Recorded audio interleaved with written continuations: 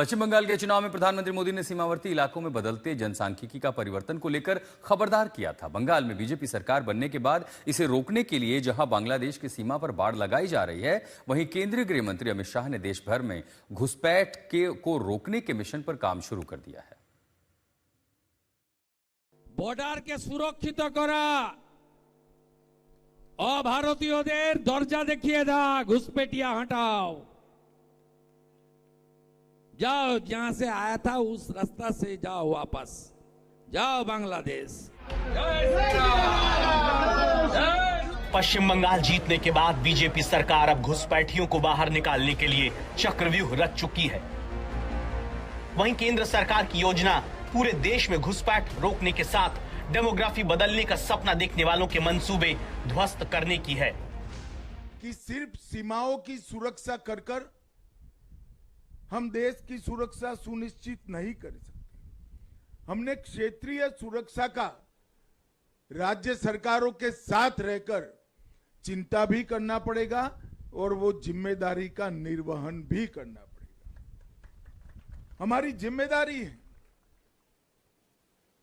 कि सीमा से नजदीक 50 किलोमीटर के किसी भी गांव में कोई अवैध निर्माण होता है तो हम सिविल प्रशासन को सूचित करें। तो जो लोग भारत की सीमाओं में चोरी छिपे घुसकर फर्जी दस्तावेज बनवाकर इस देश की डेमोग्राफी बदलने का सपना देख रहे थे, उनकी उल्टी गिनती अब शुरू हो चुकी है। प्रधानमंत्री नरेंद्र मोदी ने पिछले साल 15 अगस्त को लाल किले से जिस महामिशन का संकल्प लिया, घुसपैठिए मेरे देश के नौजवानों की रोजी रोटी छीन रहे हैं, एक घुसपैठिए मेरे देश की बहन बेटियों को निशाना बना रहे हैं, ये बर्दाश्त नहीं होगा। ये घुसपैठिए भोले भाले आदिवासियों को भ्रमित करके उनकी जमीनों पर कब्जा कर रहे हैं, ये देश सहन नहीं करेगा। गृह मंत्री अमित शाह ने उस पर मुहर लगाते हुए high level committee on demographic change के गठन का ऐलान कर दिया है, जो पूरे भारत में अवैध प्रवास और दूसरे कारणों से हो रहे डेमोग्राफिक चेंजेस यानी जनसांख्यिकी परिवर्तन का अध्ययन करेगी। इसके अलावा केंद्र सरकार की योजना बांग्लादेश के साथ पाकिस्तान की सीमा को स्मार्ट बॉर्डर बनाने की है, जहां से घुसपैठ करना असंभव होगा। ये 6000 किलोमीटर लंबी सीमा पर एक समान स्मार्ट बॉर्डर बनाने में तकनीकी सहायता भारत सरकार करेगी, भारत सरकार का गृह मंत्रालय करेगा।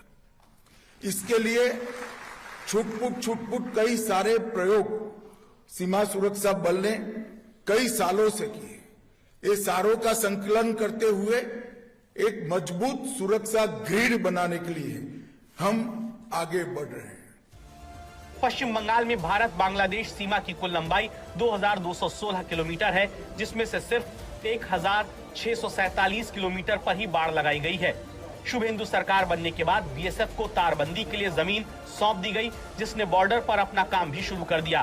बीजेपी अपने ट्रिपल डी फॉर्मूले यानी डिटेक्ट, डिलीट और डिपोर्ट को सख्ती से लागू कर रही है। बड़ी बात यह है कि बांग्लादेश की सीमा से लगे 5 राज्यों पश्चिम बंगाल, असम, मिजोरम, मेघालय और त्रिपुरा में सिर्फ मिजोरम में बीजेपी और एनडीए की सरकार नहीं है।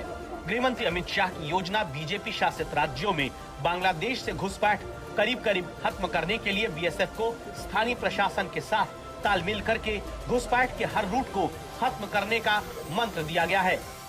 अब सीमा सुरक्षा बल की जिम्मेदारी है कि हम न केवल सीमाओं की सुरक्षा करें, गांव के पटवारी के साथ हमारा संवाद होना चाहिए, गांव के थाने के साथ हमारा संवाद होना चाहिए, डिस्ट्रिक्ट के कलेक्टर के साथ, डीडीओ के साथ, डिस्ट्रिक्ट एसपी के साथ हमारा संवाद होना चाहिए।